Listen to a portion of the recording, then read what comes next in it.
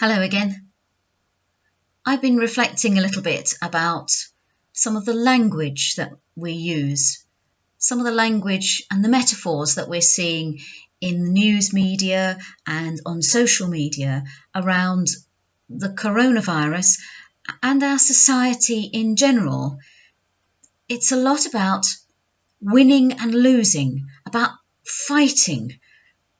The Prime Minister was said to have been fighting off the virus.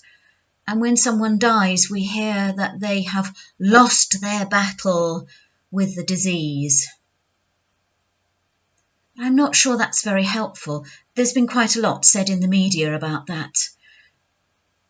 When we read that in America, one of the first actions in some states in America was to go out and queue up for long periods to buy guns. Now, you can't fight a virus with a gun. You can only fight one another. And surely that's not a win. But this language of battle and winning and losing comes from our wider secular society. Society is set up that we should win or lose. We have goals and achievement. We need to be ambitious. We need to be wealthy and good looking or famous or whatever it is. And in all of that, we are either winners or losers.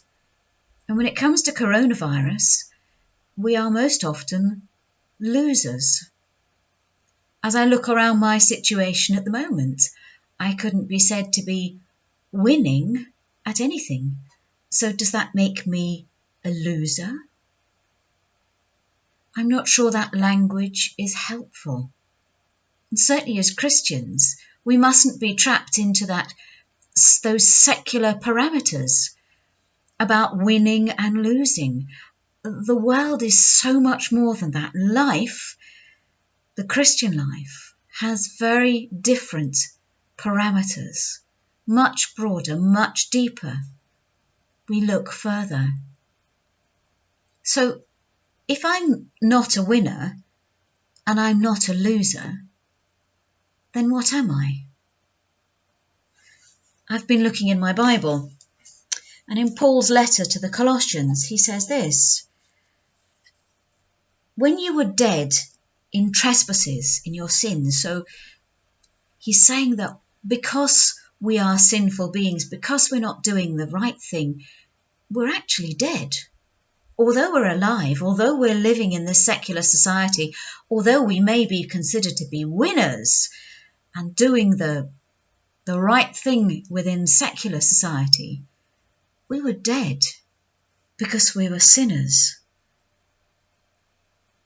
He says, God made you alive together with him when he forgave us all our trespasses. So despite being winners on the secular scale, we were dead. But once we turn to God and we allow him to forgive us for all the things that we do wrong, we are made alive in him. Erasing the record that stood against us with its legal demands, he set this aside, nailing it to the cross.